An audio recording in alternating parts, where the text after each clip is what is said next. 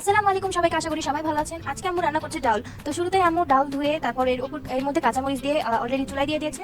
একটু পরে তারপর আম্মু রসুন কুচি কুচি করে দিচ্ছে। দেন বলক ওঠার অপেক্ষা করব। বলক উঠে গেলে লবণ আর হলুদ দিয়ে যেহেতু ডালটা সিদ্ধ হয়ে গেছে তাই চামচ দিয়ে সুন্দর করে ঘেটে দিব। এরপর আমরা 2টা কাঁচা আম দিয়ে দিব। আপনারা আগে জেনেছিলেন আমরা কাঁচা আম কিভাবে সংরক্ষণ করে রাখি। যখন আমের সিজন থাকে তখন আমরা আমের আটিগুলো ছাড়িয়ে সুন্দর করে চারকোনাভাবে কেটে পলিথিনে করে ডিপে রেখে দিতাম। সেই আম এখনো ব্যবহার করা যাবে। আপনারা ডাল বা খিচুড়ি অথবা টক রান্না করতে পারবেন এই আম দিয়ে।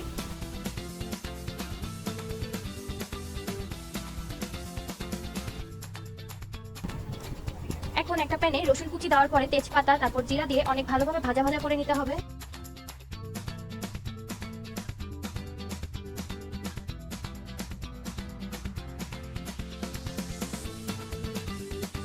তারপর তেলের মধ্যে আমরা ডালটা ঢেলে দিব।